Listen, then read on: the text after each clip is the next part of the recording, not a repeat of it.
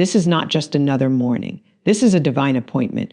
This is a strategic interruption to every negative pattern, every limiting belief, every cycle of defeat that has tried to take residence in your mind. Welcome to CADOMIC-PAR Birakia Mental Stiro Giels Tidilaki AYNRUs. The battlefield has never been your bank account. It has never been your relationships. It has never been your environment. The battlefield is your mind, because as a man thinks in his heart, so is he. The enemy understands that if he can infiltrate your thoughts, he can sabotage your destiny. If he can plant doubt, he can delay promise. If he can introduce fear, he can interrupt faith.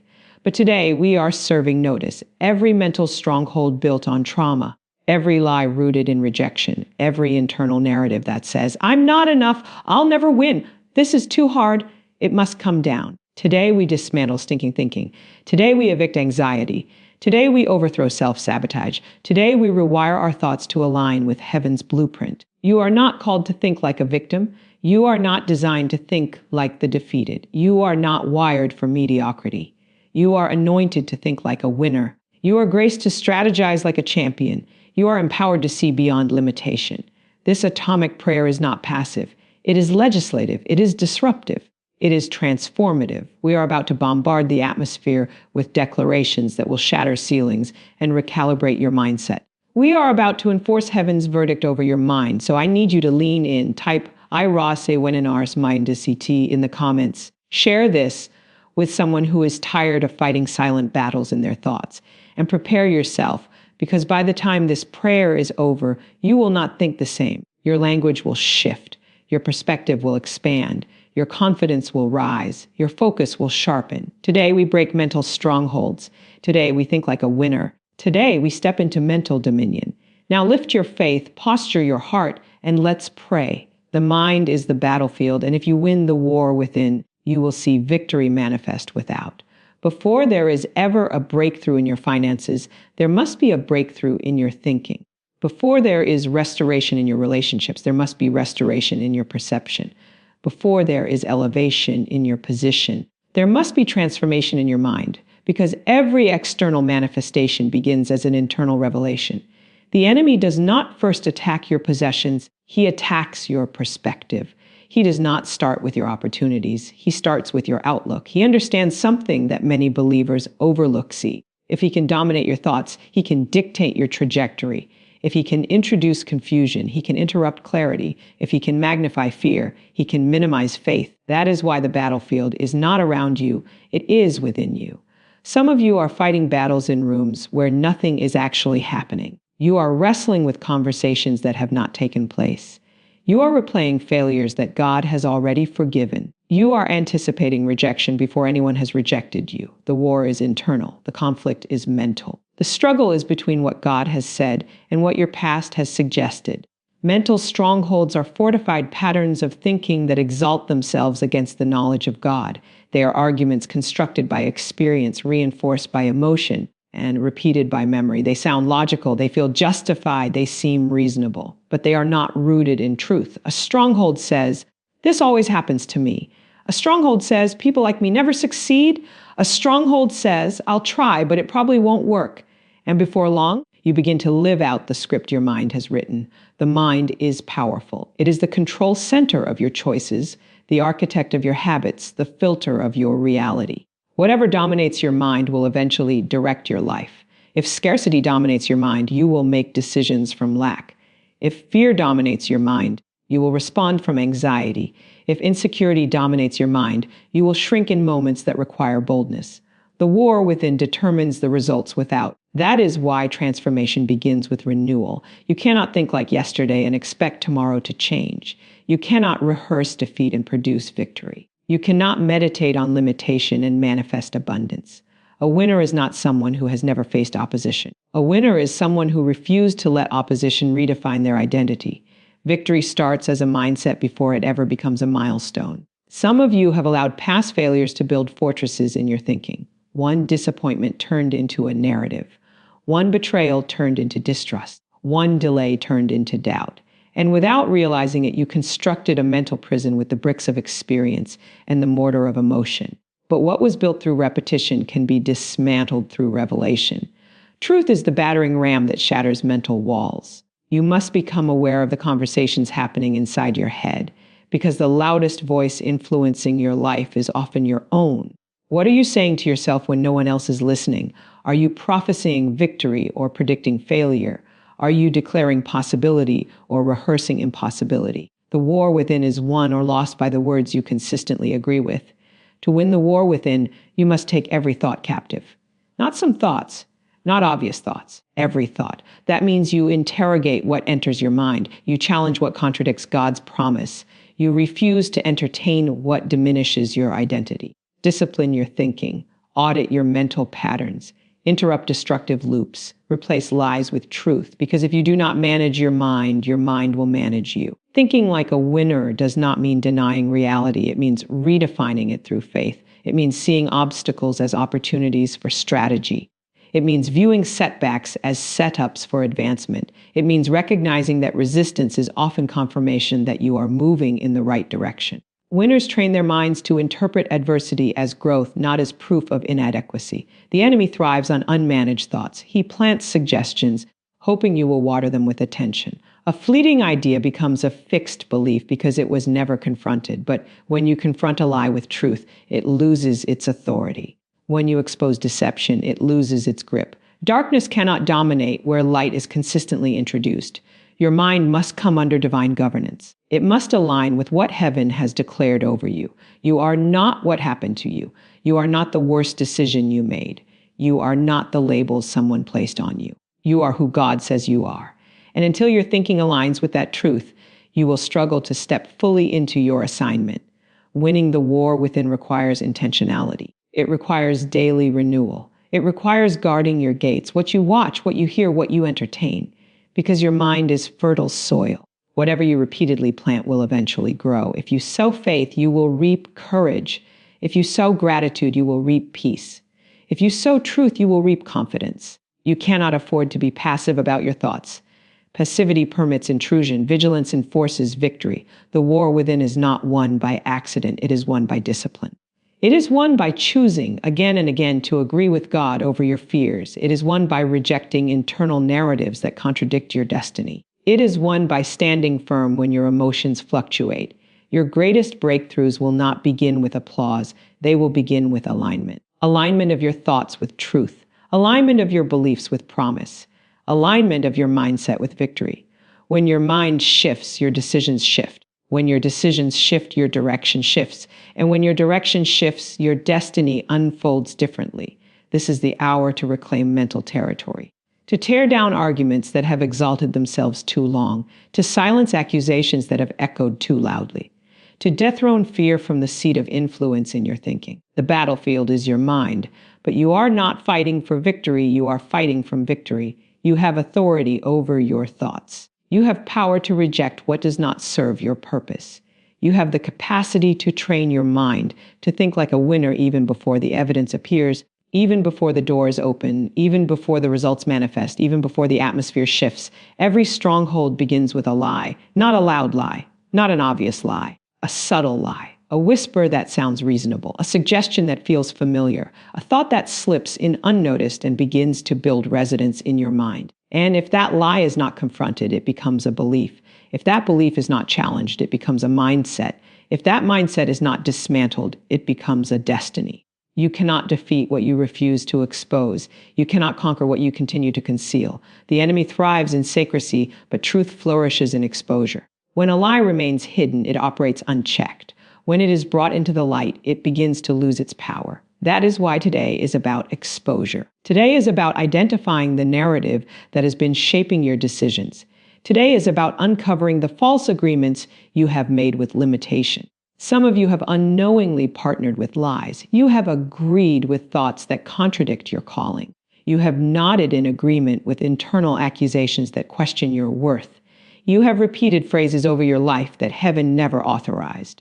I'm not smart enough. I'll never get ahead. This is just how my life is. Those are not facts. Those are lies disguised as conclusions. The enemy does not need to destroy you if he can deceive you, because deception will cause you to limit yourself.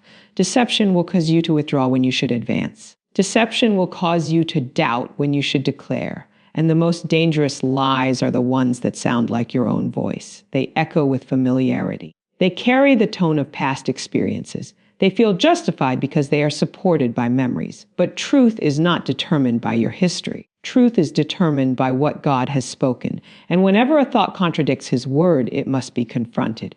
Exposure is the first step toward freedom.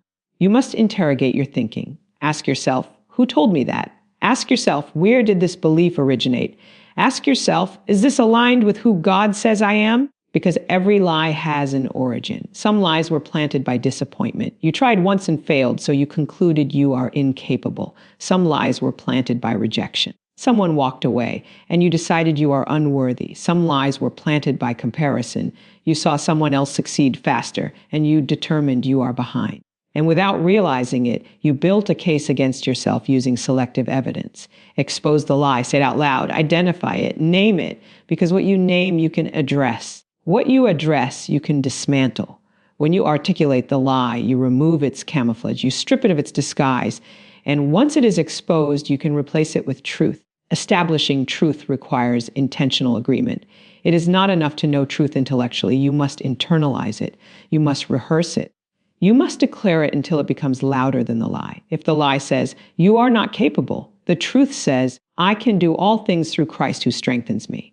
If the lie says, you will always struggle, the truth says, the blessing of the Lord makes rich and adds no sorrow. If the lie says, you are forgotten, the truth says, I am chosen, called, and appointed. Truth must be spoken repeatedly because lies were also repeated. Strongholds are built through repetition, and they are torn down the same way. Every time you declare truth, you chip away at deception. Every time you reject a false narrative, you weaken its structure. Every time you align your thoughts with heaven, you reinforce your identity. The enemy hopes you will normalize the lie. He wants you to become comfortable with dysfunction. He wants you to accept anxiety as your personality. He wants you to label fear as wisdom. He wants you to rename insecurity as humility. But there is a difference between discernment and dread. There is a difference between caution and cowardice. And when you expose the lie, you begin to see clearly again. Truth reorders your perspective. It recalibrates your confidence. It restores your vision. When you establish truth, you begin to make decisions from strength rather than from survival. You stop shrinking in rooms where you belong. You stop apologizing for gifts that were given to you by God. You stop negotiating with doubt and start declaring dominion. Some lies are generational. They have been spoken over your family for years. We don't succeed. We always struggle. This is just our reality. But generational patterns must bow to generational promises. You are not bound by what was. You are empowered by what is spoken over you now. And when you expose a generational lie, you break its continuity. Exposure requires courage because sometimes the lie has become comfortable. Sometimes it has shaped your identity for so long that you do not know who you are without it. But truth does not diminish you, it liberates you. It expands you, it calls you higher. It invites you into alignment with your divine design. You cannot establish truth passively. You must enforce it, you must guard it, you must refuse to entertain thoughts that contradict it. Because once truth is planted, the enemy will attempt to challenge it. He will question it. He will test it. But if you remain anchored, if you remain consistent, if you remain disciplined in your declarations, truth will begin to shape your subconscious. Your internal dialogue must shift. Instead of rehearsing what went wrong, rehearse what God has promised. Instead of magnifying what is missing, magnify what has been spoken. Instead of agreeing with doubt, agree with destiny. Because whatever you agree with, you empower. Today, you are breaking agreement with every lie that has minimized you. You are canceling every internal contract that kept you small. You are revoking every false identity that was placed upon you. And you are establishing truth as the governing authority over your mind. Truth is not fragile. It does not need defense. It needs declaration. It does not need approval. It needs agreement. And as you expose the lie and establish the truth, your thinking begins to shift. Your confidence begins to rise. Your posture begins to change. You start walking differently because you are thinking differently. You start speaking differently because you are believing differently. And the moment truth becomes your dominant narrative, the stronghold loses its structure. The deception loses its influence, and your mind begins to align with victory rather than limitation, with clarity rather than confusion, with confidence rather than compromise. Defeat does not begin on the outside, it begins in the language of your thoughts. Long before someone quits, they concede internally. Long before someone withdraws, they rehearse retreat in their mind. Long before someone settles, they have already accepted less within themselves. Defeatist thinking is not always loud or dramatic. Sometimes it sounds responsible. Sometimes it sounds realistic. Sometimes it even disguises itself as humility. But beneath the surface, it is agreement with limitation. Defeatist thinking says, "This is too much for me." Kingdom confidence says, "Grace is sufficient for me." Defeatist thinking says, "I've tried before." Kingdom confidence says, "I am wiser now." Defeatist thinking says, "What if I fail?" Kingdom confidence says, "What if I grow?" The difference is not the absence of challenge. It is the presence of authority in your perspective. You cannot carry a defeated mindset and expect victorious outcomes. Your life will rarely rise above the level of your internal conversations. If your internal language is saturated with doubt, hesitation, and fear, your actions will reflect that atmosphere. But if your internal language is anchored in promise, identity, and authority, your behavior will align with that conviction. Many people have learned defeat through repetition. Repeated disappointment, repeated criticism, repeated delay, and over time they develop protective thinking patterns. Don't expect too much. Don't get your hopes up. Stay small so you won't be noticed. These thoughts were not born from weakness. They were born from survival. But what once protected you can now restrict you. What once shielded you can now shrink you. To dismantle defeatist thinking, you must first recognize it. Notice how quickly you anticipate the worst. Notice how easily you downplay your strengths. Notice how often you talk yourself out of opportunities before anyone else has questioned you. Defeatist thinking is subtle. It feels safe. It feels cautious. But it quietly erodes boldness. Kingdom confidence is not arrogance. It is alignment. It is the settled assurance that who God called you to be is not negotiable. It is the unwavering belief that you are equipped for the assignment placed before you. It is not rooted in ego. It is rooted in identity. When you understand your identity, your confidence is not dependent on applause. It is not shaken by criticism. It is not diminished by delay. Defeatist thinking magnifies obstacles. Kingdom confidence magnifies authority. Defeatist thinking rehearses problems. Kingdom confidence declares solutions. Defeatist thinking fixates on what is missing. Kingdom confidence activates what is available. You cannot operate in both simultaneously. One must be dethroned for the other to rise. Some of you have allowed past outcomes to dictate present expectations. Because something did not work before, you assume it will not work again. Because someone said no once, you expect rejection everywhere. But past results are not prophetic declarations. They are experiences, not verdicts. Kingdom confidence understands that growth changes outcomes. Maturity shifts results. Alignment alters trajectories. You must retrain your response to adversity. Instead of saying, "This always happens to me," say, "This is an opportunity to respond differently." Instead of saying, "I'm not good at this," say, "I am learning this." Instead of saying, "I don't belong here," say, "I was positioned here for a reason." Language shapes belief, and belief shapes behavior. Defeatist thinking is contagious. It spreads through conversations, environments, and associations. If you surround yourself with constant pessimism, you will absorb it. If you immerse yourself in negativity, it will normalize itself in your mind. Guard your atmosphere, protect your focus, curate your influences. Because confidence grows where faith is cultivated. Kingdom confidence does not ignore challenges. It acknowledges them but refuses to bow to them. It looks at opposition and says, "You are real, but you are not ultimate." It looks at delay and says, "You are inconvenient, but you are not permanent." It looks at uncertainty and says, "You are uncomfortable, but you are not controlling." That is authority. That is dominion over your emotional responses. You cannot wait for circumstances to validate your confidence. If you do, you will remain in a cycle of fluctuation. Confidence must precede confirmation. It must exist before the promotion. It must exist before the breakthrough. It must exist before the applause. Because if your confidence is built on outcomes, it will crumble when outcomes shift.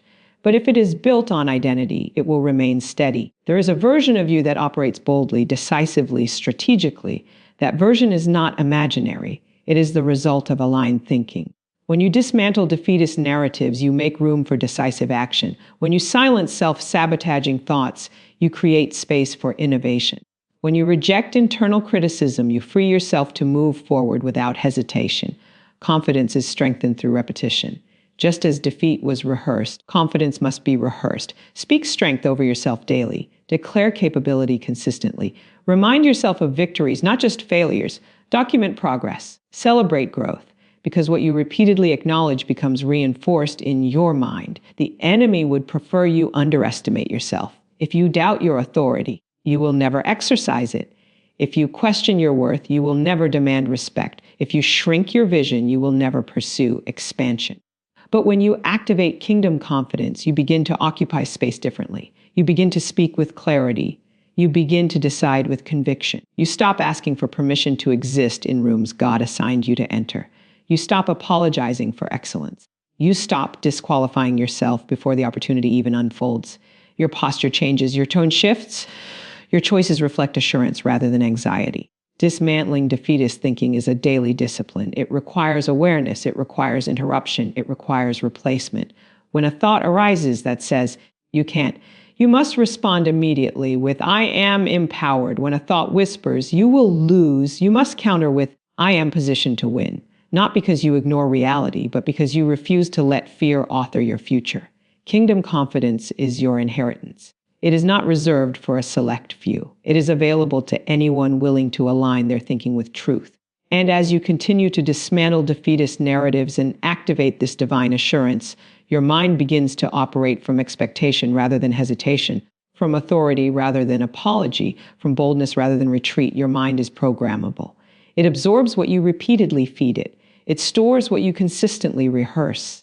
It responds to the language you allow to dominate your internal atmosphere. And whether you realize it or not, you are constantly writing code into your subconscious through your words. The question is not whether your mind is being programmed. The question is who is doing the programming. For years, many have allowed culture, criticism, comparison, and crisis to script their thinking. Negative experiences became default settings. Disappointment became expectation. Fear became instinct. And over time, those patterns began to operate automatically. You did not have to try to think negatively. It became natural. You did not have to work to anticipate the worst. It became habitual. That is programming. But what was programmed through repetition can be reprogrammed through intentional declaration.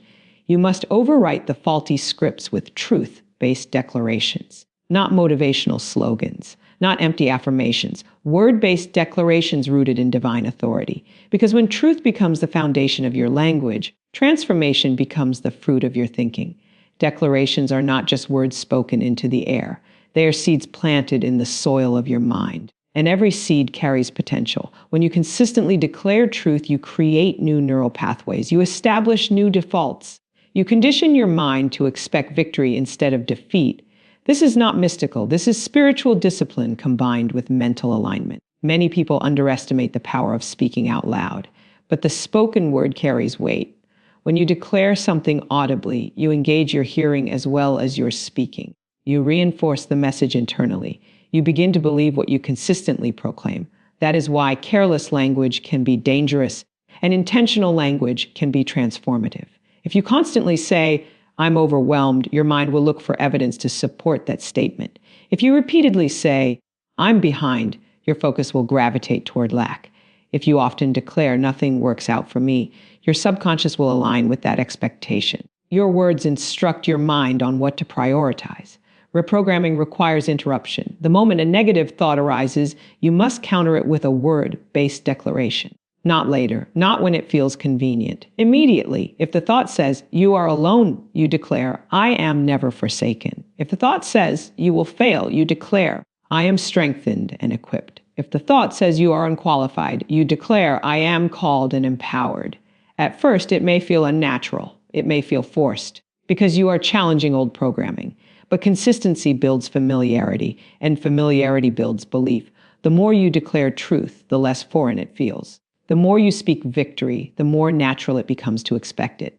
This is not about denying difficulty. It is about redefining your response. Word-based declarations shift your focus from problem to promise.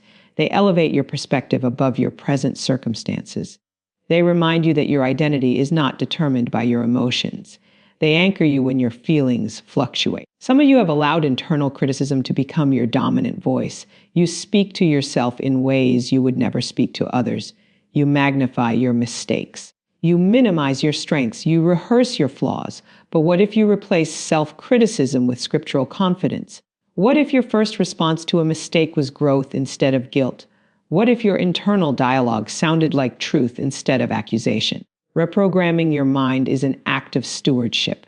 You are guarding the gateway of your thoughts. You are taking responsibility for your mental atmosphere. You are choosing to align your subconscious with heaven's perspective rather than with past pain.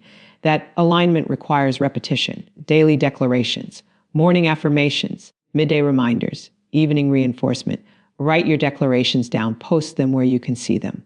Speak them before important meetings. Declare them when anxiety attempts to rise. Let them saturate your environment. Let them interrupt negativity. Let them recalibrate your mindset. Your brain responds to patterns. The more you repeat something, the stronger that pathway becomes. So if you have spent years repeating doubt, you must now spend intentional time repeating truth. If you have rehearsed fear, you must now rehearse faith. If you have echoed insecurity, you must now echo identity. There is authority in alignment. When your declarations align with divine truth, they carry power. They begin to dismantle internal resistance. They begin to shift emotional responses. They begin to stabilize your focus. You will notice that situations that once triggered panic now trigger prayer.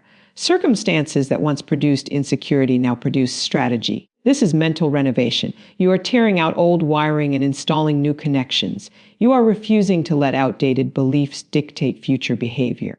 You are choosing to become intentional about your inner narrative. And over time, the declarations you once had to consciously speak will become your automatic response. Imagine waking up and your first instinct is confidence. Imagine encountering opposition and your immediate reaction is composure. Imagine facing uncertainty and your natural response is faith. That is the result of consistent reprogramming. That is what happens when word-based declarations saturate your thinking. You are not at the mercy of your thoughts. You have authority over them. You can choose what remains. You can reject what intrudes. You can reinforce what aligns. And as you continue to declare truth, your mind begins to align with strength rather than struggle, clarity rather than confusion, expectation rather than hesitation, resilience rather than retreat. Survival mode is reactive. Dominion is strategic. Survival asks, Dominion declares, how do I take ground in this? Survival is focused on avoiding loss. Dominion is focused on advancing purpose. Survival tightens, braces, and withdraws. Dominion observes, assesses, and moves with intention. And many people who are called to rule in life are still living as if they are merely trying to endure it. Survival mode often develops after prolonged stress. When you have faced repeated battles, unexpected disruptions, or seasons of uncertainty, your mind shifts into protection. You begin scanning for threats. You lower expectations to avoid disappointment. You make decisions based on fear of what could go wrong rather than faith in what could go right. That mindset may have helped you endure a difficult season, but it was never designed to be your permanent posture. When you operate from survival, you conserve energy instead of investing it. You hesitate instead of initiate. You settle instead of expand. Your thinking narrows. Your vision shrinks. Your creativity diminishes because all your focus is directed toward maintaining stability rather than creating growth. Survival says, just make it to tomorrow. Dominion says, build something that impacts the future. To shift from survival mode to strategic dominion, you must first recognize the symptoms. Are you constantly bracing for bad news?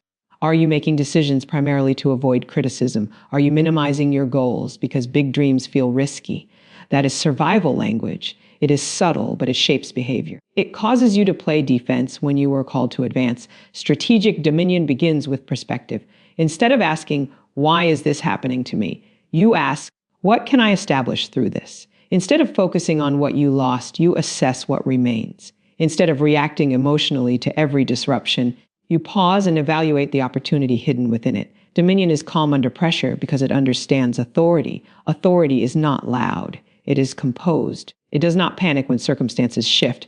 It does not crumble when plans change. It adjusts, adapts, and continues forward with clarity. Strategic thinkers do not deny challenges. They map responses. They do not become overwhelmed by complexity. They break it into manageable actions. Survival mode often keeps you busy but not productive. You are constantly moving, constantly responding, constantly putting out fires. But business is not the same as progress. Dominion requires intentional planning. It requires carving out space to think. It requires stepping back long enough to see the bigger picture. When you live in reaction, you forfeit reflection. And without reflection, strategy cannot form. A strategic mindset evaluates patterns. It studies what worked and what did not. It learns from mistakes without being defined by them. It does not label failure as identity. It treats it as information. Survival takes failure personally. Dominion takes failure as data. That shift alone changes how you approach challenges. You were not created to merely endure life. You were created to influence it. Influence requires vision. Vision requires clarity. And clarity cannot thrive in constant panic. If your mind is always racing, always anticipating disaster, you will struggle to see opportunity. But when you quiet the internal noise, you begin to recognize possibilities others overlook. Strategic dominion also involves boundaries. Survival mode often says yes to everything out of fear of missing out or fear of rejection. Dominion understands focus. It knows that not every opportunity is assignment. It discerns where to invest time and energy. It protects its capacity so that it can execute effectively. There is power in preparation. Survival improvises. Dominion prepares. It studies, it trains, it strengthens weak areas, it anticipates obstacles and develops contingency plans, not from fear, but from wisdom. Preparation transforms uncertainty into manageable variables. It shifts you from helplessness to readiness. Many people remain in survival mode because they have not healed from previous battles. They carry the residue of past stress into new seasons. They approach fresh opportunities with old anxiety, but you cannot govern a new territory with the mindset of a previous crisis. Each season requires recalibration. Each level demands renewed thinking. Dominion means you stop allowing circumstances to dictate your emotional state. You choose stability. You choose discipline. You choose to respond rather than react. You take ownership of your mindset.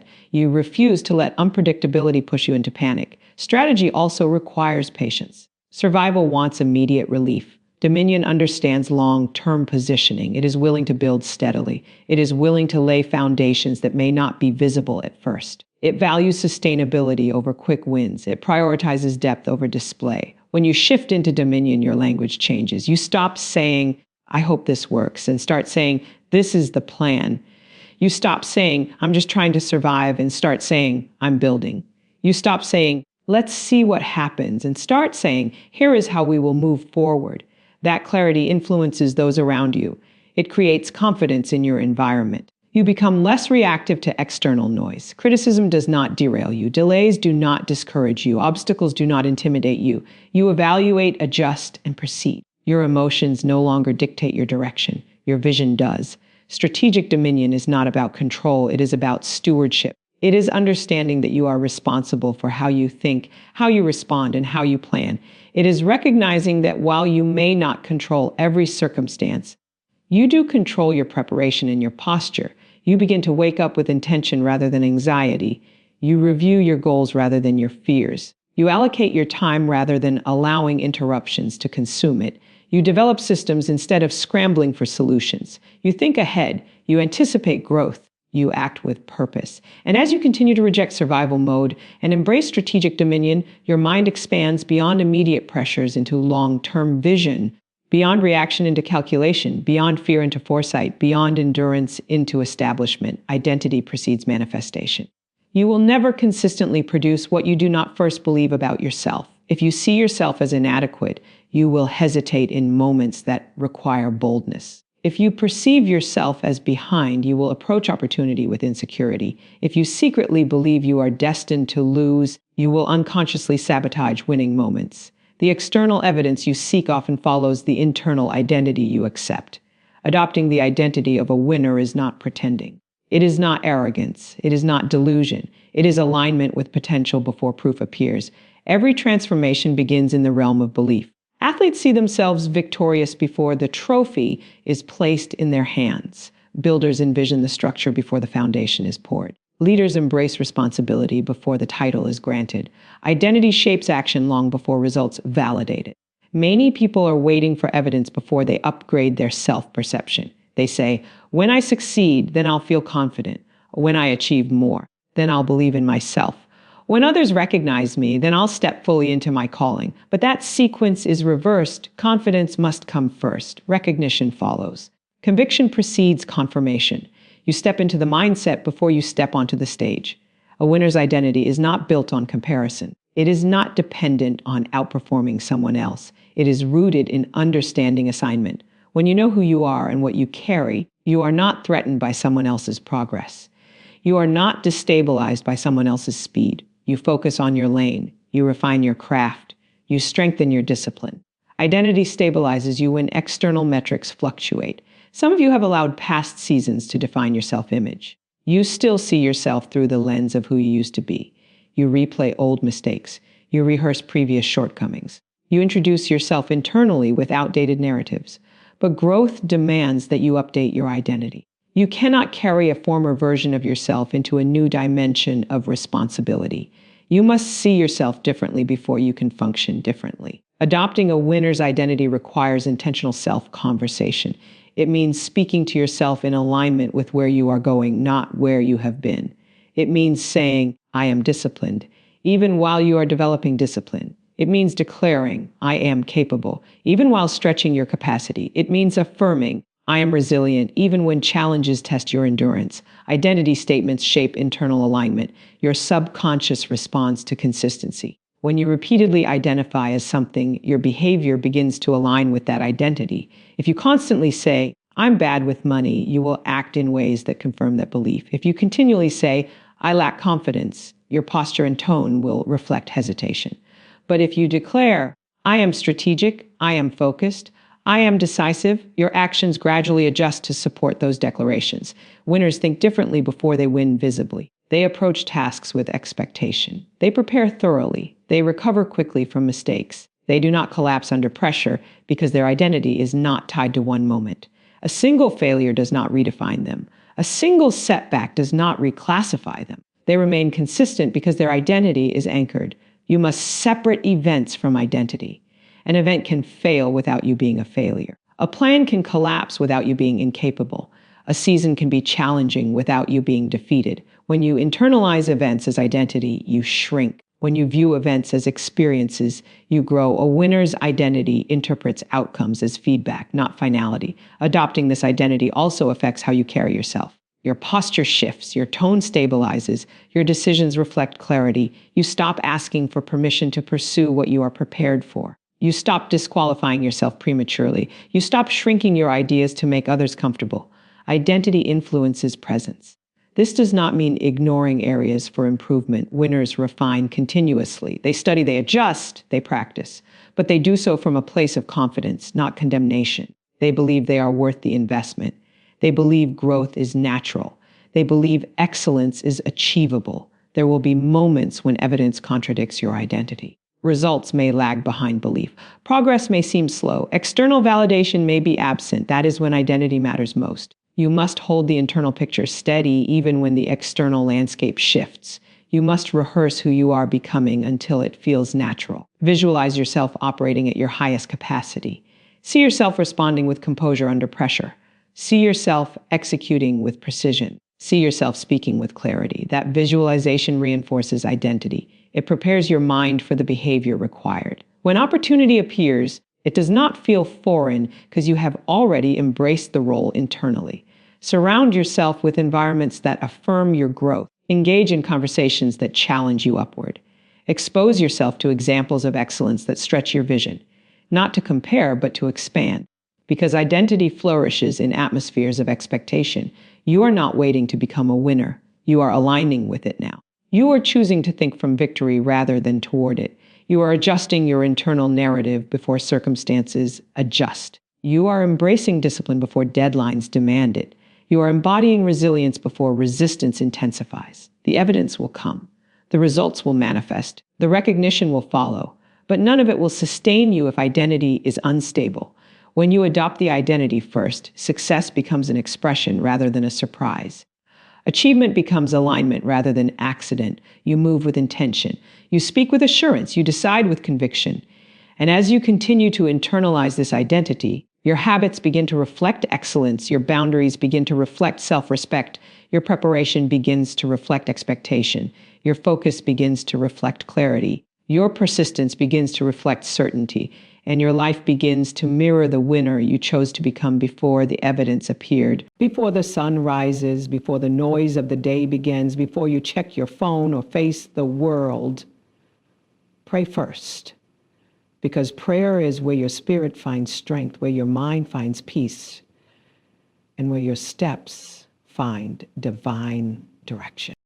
Psalm 27 says, "The Lord is my light and my salvation, whom shall I fear?" That's not just a verse. It's a declaration. It's a reminder that when darkness surrounds you, there is still a light that never goes out.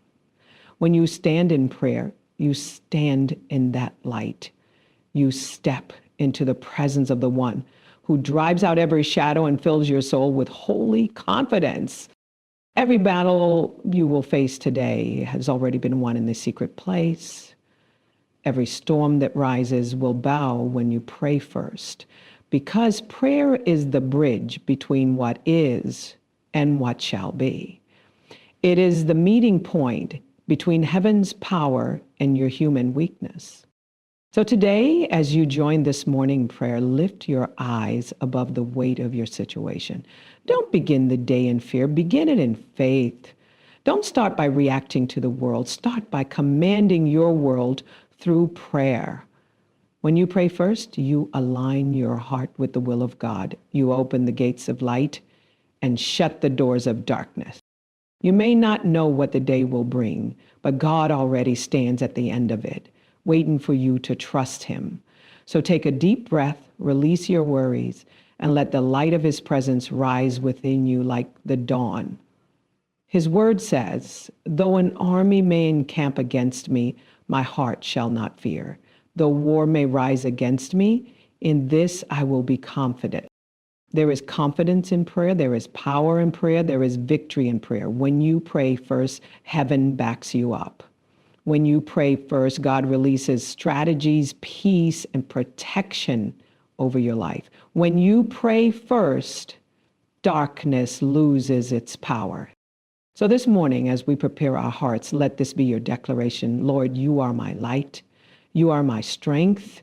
You are my salvation. You are my guide through every valley and my victory on every mountain. Lift your hands, lift your faith, lift your voice, because the moment you pray, light breaks forth. Angels begin to move, atmospheres shift, and God's glory begins to rise upon you. Let's go before the Lord, because before anything else, we pray first.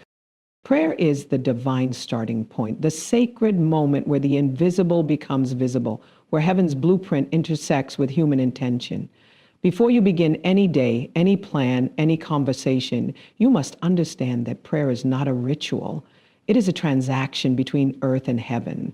It is where your spirit takes precedence over your circumstances, where divine order begins to override the disorder of the world around you. When you pray first, you are not just speaking words into the air. You are summoning the authority of heaven to intervene in your reality. Prayer becomes the spiritual ignition that sets everything in motion according to the will of God. It realigns your thoughts, your emotions, and your steps with the mind of Christ, ensuring that you do not move prematurely or act out of fear, but flow in divine timing and precision. To pray first means to acknowledge that God is your source and sustainer. It is the ultimate act of surrender and strategy at the same time. You are saying, before I rely on my wisdom, I will seek yours. Before I take a step, I will wait for your direction. In that sacred exchange, you allow heaven's agenda to overwrite your own.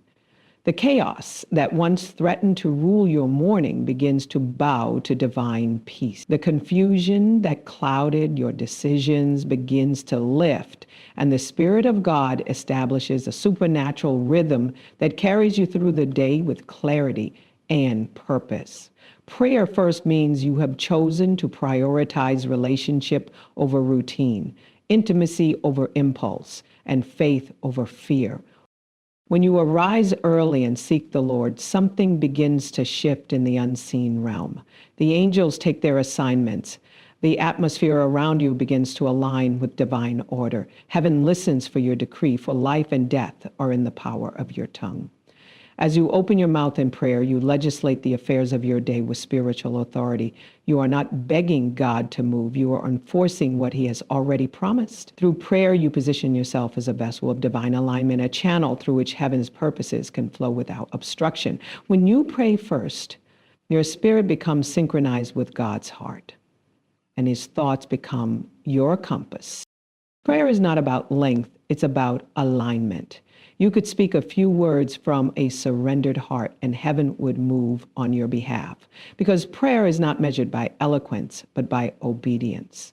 When you make prayer your first act of the day, you are telling every power of darkness that God rules over your time, your space, and your destiny. You are inviting his spirit to govern your thoughts before the enemy has a chance to plant seeds of doubt or distraction. Prayer establishes divine order, and where order is established, peace follows. You begin to walk with a supernatural calmness that defies the chaos of the world. You begin to discern when to move and when to be still, when to speak and when to listen, because prayer tunes your heart to heaven's frequency. Every battle that will confront you today has already been settled in the place of prayer. The strategy of the enemy is always to keep you too busy, too distracted, too weary to pray, because he knows that when you pray first, you dismantle his plans before they even form. You break the cycle of confusion before it manifests. You silence the voices of fear before they find expression. When you pray first, you create spiritual momentum that carries you through challenges without being shaken. You set a divine perimeter around your mind, your home, your family, and your purpose. Prayer becomes your fortress, and your fortress becomes your peace. When you rise and open your mouth in prayer, you are declaring that God's authority governs your morning. You are commanding your day to align with divine purpose. You are sending forth words that will shape your environment. Just as God spoke light into darkness, you too begin to speak light into the uncertainties of your life. Let there be light becomes your decree as you pray over your family, your finances, your health, your destiny. That is the power of beginning with prayer. It is the act of creation through divine collaboration. You become a co-laborer with God, establishing his will in the earth as it is in heaven. There is something sacred about the first moments of the day. When the world is still and the atmosphere is quiet, heaven is most attentive. The early hours are not just about timing, they are about alignment. The morning carries a spiritual weight that sets the tone for everything that follows.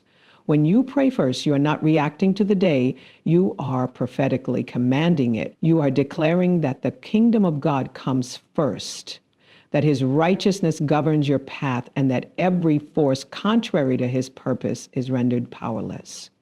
You are framing your day with faith, and faith becomes the substance that draws divine manifestation into your reality.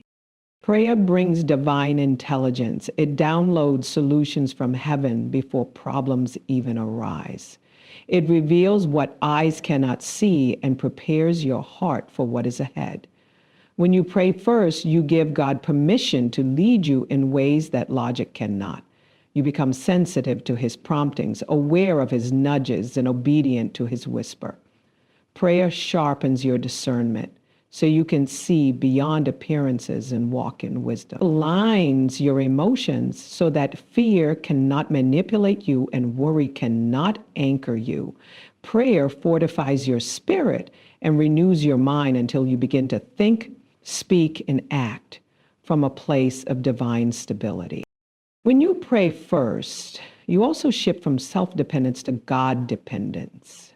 You release control and receive direction. You stop striving and start trusting. The weight you were never meant to carry begins to lift, and the peace that surpasses understanding takes its place. Prayer first means that before you seek advice, before you make plans, before you move forward, you invite the presence of God to take the lead. And wherever his presence leads, there is victory. prayer first is not weakness, it is wisdom. It is not hesitation, it is heavenly strategy. It is the posture of those who know that without him, we can do nothing, but with him, all things are possible. Section to pray first is to honor God's sovereignty over your schedule, your success, and your struggles. It is to declare that he is Alpha before you ever see the Omega.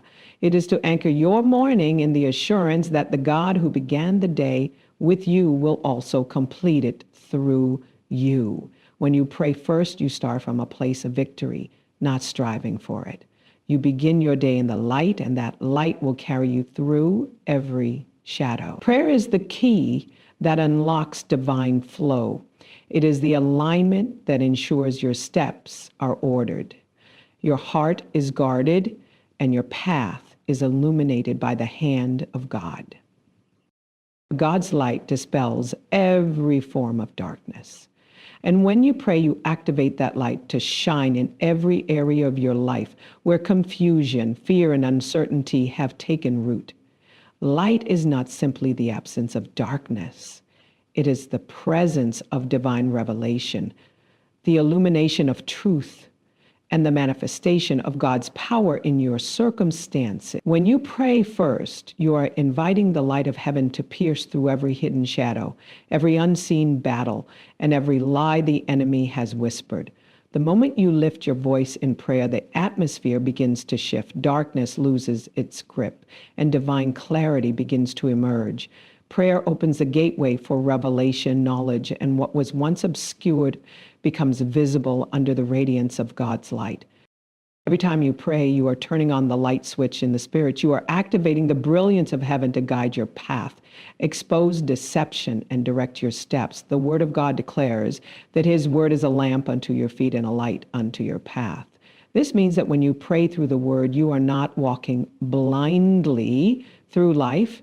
You are walking under divine guidance. Even when the road ahead seems uncertain, prayer illuminates the next step. You may not see the whole journey, but God's light gives you enough clarity to move forward in faith.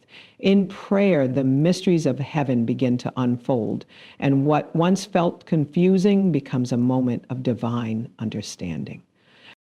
Darkness thrives in silence and ignorance, but prayer disrupts its operation. When you begin to pray, light enters the conversation. It exposes the schemes of the enemy, it reveals hidden traps, and it dismantles confusion. Light has authority. It doesn't need to argue with darkness. It simply appears, and darkness must flee.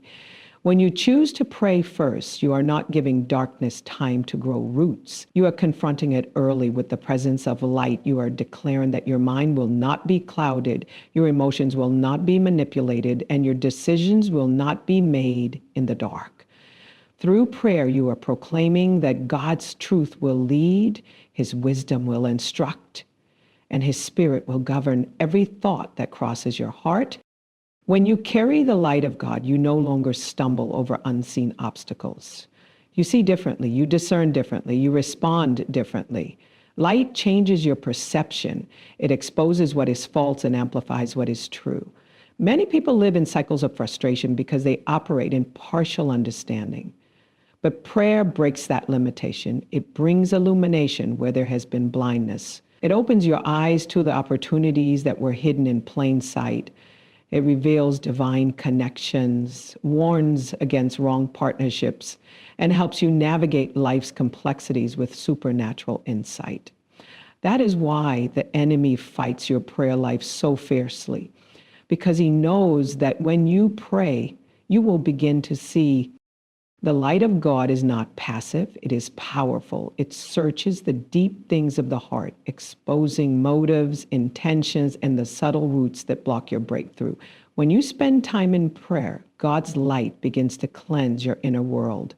It purifies your thoughts, refines your motives, and realigns your desires with his will. You cannot walk with God and remain in darkness, for his presence transforms the environment of your soul. The light of his glory exposes every area that needs healing and every wound that needs restoration.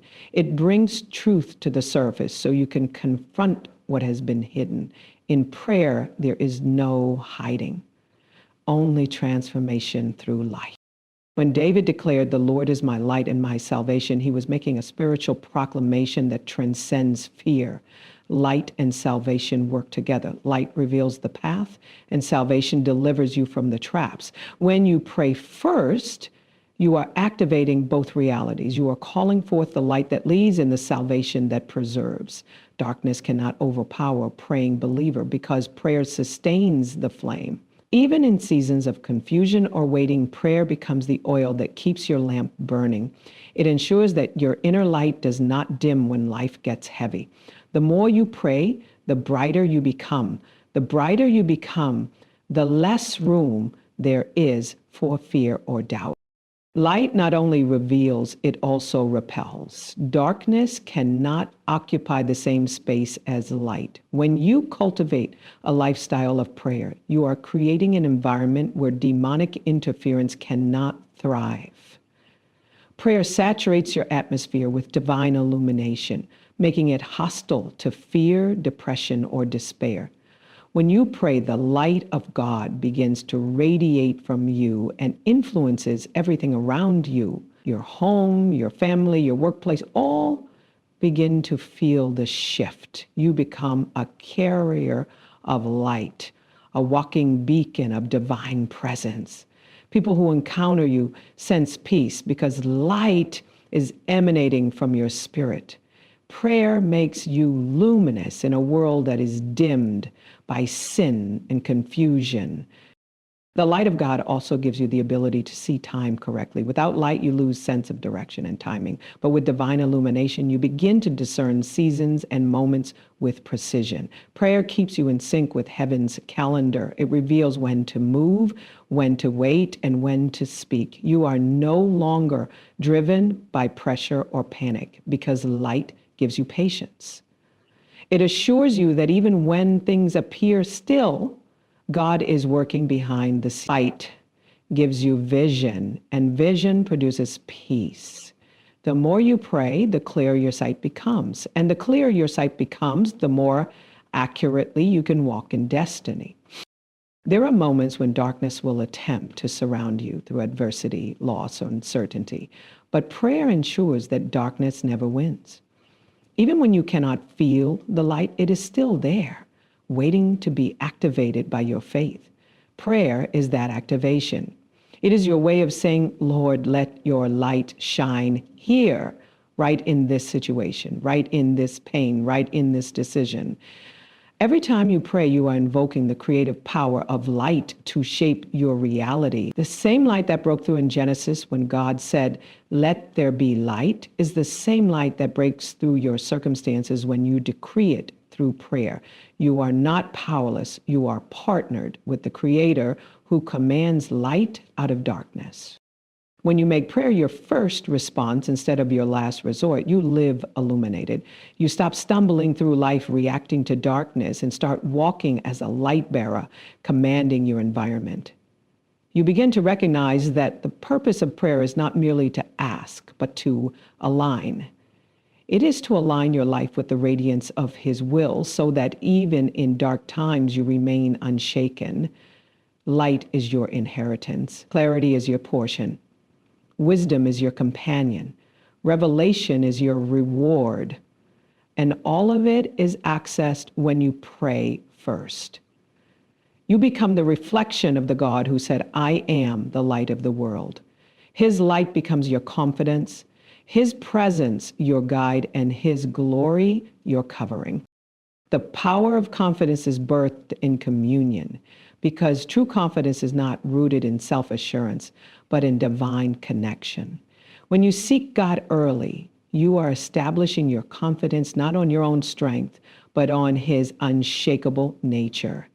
Prayer is where confidence is conceived, where faith is nurtured, and where your heart is fortified against fear. In the secret place, you learn that your value, your safety, and your purpose do not depend on circumstances, but on the unchanging presence of God. Every moment you spend in prayer is a moment of exchange. You trade worry for worship, panic for peace, and fear for faith. The more you commune with God, the more you reflect His stability. His peace begins to anchor your soul, and His assurance begins to fill the places where insecurity once lived. Communion with God builds a confidence that cannot be shaken by external storms. It is a confidence that does not waver when people disappoint you, when plans fail, or when outcomes seem delayed. Prayer gives you access to divine perspective, and perspective births peace. When you spend time in the presence of the Almighty, your mind begins to shift from what is happening around you to what God is establishing within you. You stop asking, what if it doesn't work, and start declaring, it will because God is with me. That is the confidence of those who know their God. They are not arrogant, they are anchored. They do not boast in their ability, they rest in His sovereignty. This is why the psalmist could say, though war may rise against me, in this will I be confident. His confidence was not the product of courage, it was the fruit of communion. Prayer is the sacred space where God redefines how you see yourself. In His presence, the noise of condemnation and the whispers of inadequacy begin to fade. You begin to hear the voice of the one who calls you chosen, beloved, redeemed, and set apart. That voice becomes the foundation of your confidence. The world tells you to build confidence through success, appearance, or validation. But prayer teaches you to build confidence through identity, knowing who you are in Him. When you commune with God daily, your confidence becomes internal, spiritual, and unbreakable. It is no longer dependent on applause, outcomes, or seasons. It is rooted in something eternal and immovable. You begin to move through life with quiet authority because you know that you are backed by heaven. When fear tries to invade your mind, communion with God becomes the shield that guards your heart. Fear cannot coexist with faith-filled intimacy. When you dwell in the presence of God, you dwell in light, and light expels fear. Prayer recalibrates your emotions. It restores your inner equilibrium so that anxiety loses its power. The peace of God begins to flood your heart, and that peace becomes the proof of His presence. It becomes your confidence that no matter what unfolds, you are not alone. Prayer cultivates a confidence that whispers, I may not know what's ahead, but I know who goes before me. It is a confidence that remains calm in the fire, steadfast in the storm, and unmovable in the shaking. Communion with God also trains your spirit to recognize His voice. When you consistently meet with Him, you learn to discern His promptings, to trust His timing, and to follow His lead. Confidence grows when you know you are hearing correctly. Many lose peace because they move without instruction, but those who dwell in prayer walk in assurance. They understand that confidence is not the absence of uncertainty, it is the presence of direction. God may not reveal every detail, but in prayer, He gives you enough light for the next step. Confidence is built in that quiet knowing that you are exactly where God wants you to be. Prayer eliminates confusion by establishing clarity through communion. The more you listen, the more you trust. The more you trust, the more you move boldly. In communion, your faith is not just stirred, it is stabilized. Faith may start as a seed, but in prayer it takes root. You begin to draw strength from the awareness of His nearness. You stop trying to control outcomes because confidence is not about control, it is about connection. It is knowing that God's plans are better than your preferences, that His pace is wiser than your impatience. Confidence is not loud, it is peaceful. It doesn't demand, it trusts. It doesn't rush, it rests. This kind of confidence cannot be faked because it flows from the inner sanctuary of fellowship with God. It is evident in how you speak, how you carry yourself, and how you handle challenges. Prayer produces a composure that cannot be taught. because it is imparted. Communion transforms your prayer life from request to relationship. You stop approaching prayer as a transaction and begin to experience it as transformation. In that transformation, you realize that confidence does not come from outcomes, but from encounters. Every time you encounter God in prayer, something inside you shifts. Weakness turns into resilience. Doubt turns into conviction. Weariness turns into strength. That's the mystery of divine communion.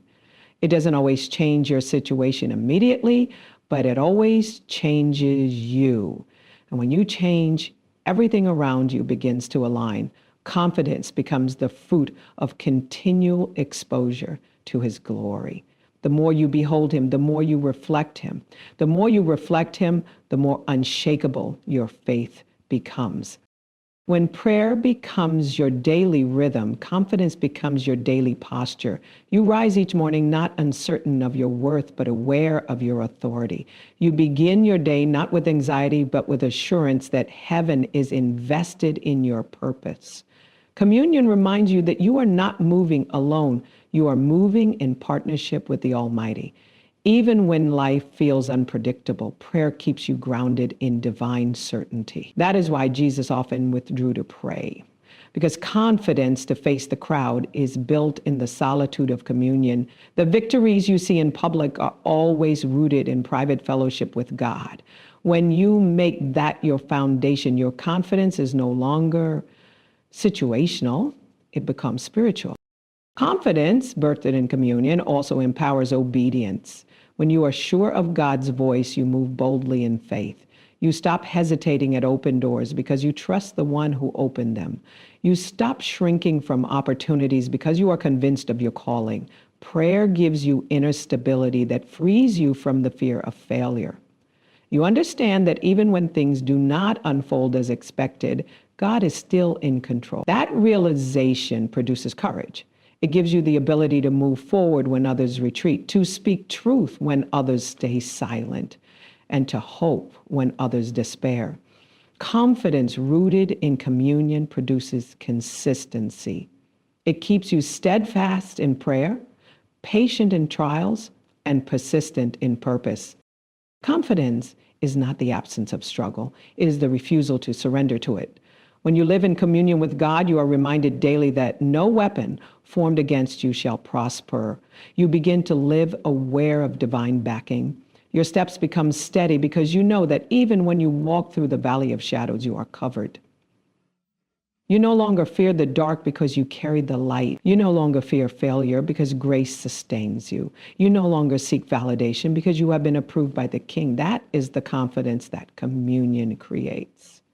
The assurance that you are not defined by what happens to you, but by who is within you.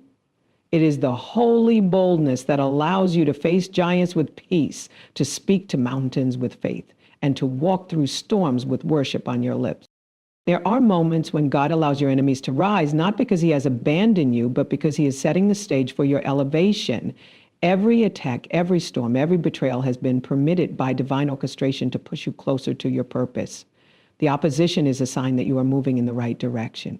When Pharaoh pursued Israel, it was not to destroy them. It was to reveal God's power through their deliverance. The Red Sea only parted because the enemy was chasing them. Some of the pressure you feel right now is the evidence that heaven is preparing to part something before you. Don't curse your opposition. Discern it. God uses the very thing that came to break you to build you. He uses the conflict to crown you.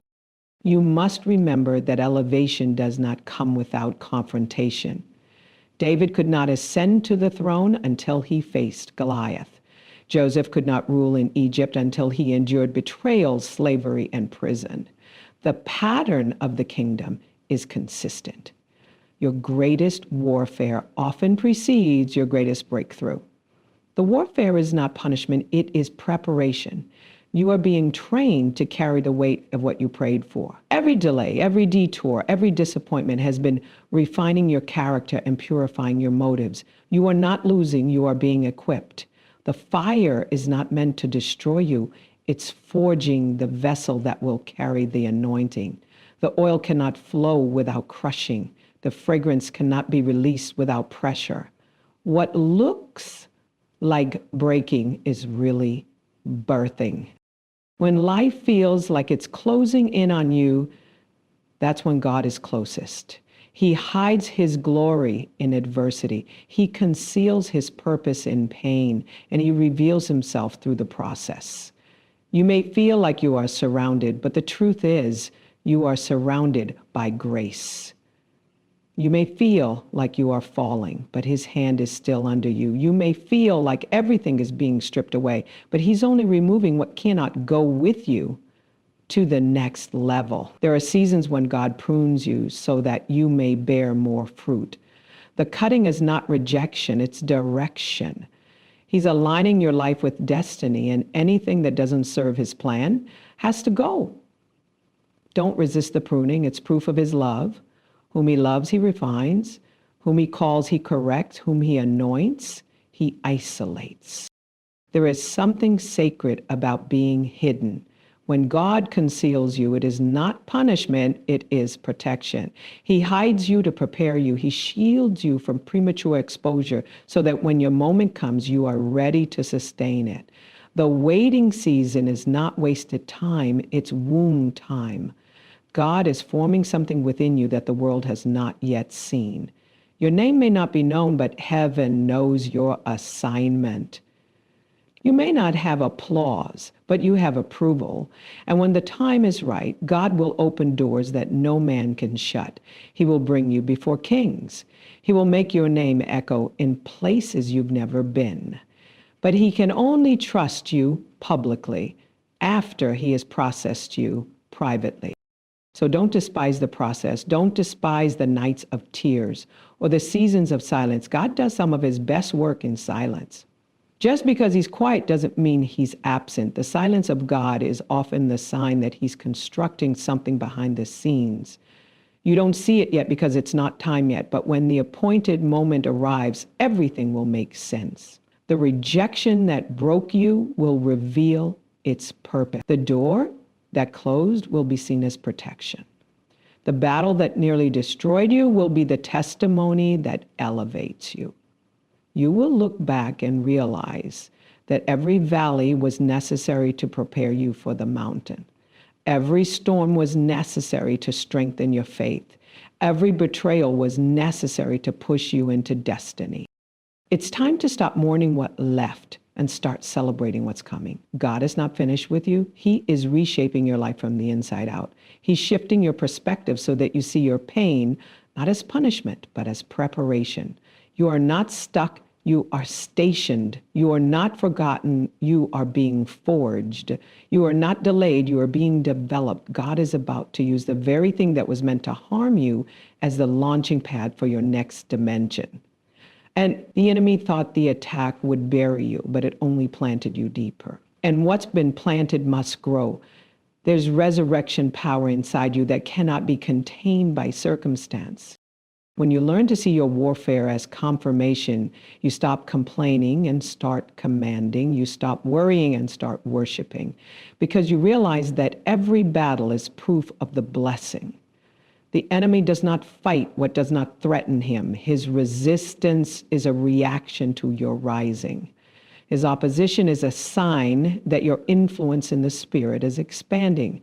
You are carrying something that hell cannot ignore. You are anointed to shift atmospheres. You are chosen to shake nations. That's why the warfare has been so intense, because your impact will be so significant. The pressure is proportional to the promise. The weight is evidence of the worth. There is a new level of glory being birthed out of your struggle. The pain has a purpose. The warfare has a meaning. The delay has a design. God is orchestrating it all for your good. Even when you can't trace his hand, you can trust his heart. Every broken piece will fit into a divine mosaic that tells a story of grace, power, and redemption. You will emerge from this not bitter, but better. Not empty, but overflowing. Not defeated, but victorious. Not disheartened, not empty, but overflowing. Not defeated, but victorious. Because God never wastes a wound. and he never allows pain without producing purpose. The breaking is the making. The crushing is the calling. The fire is the forging. You are not being destroyed. You are being defined by destiny.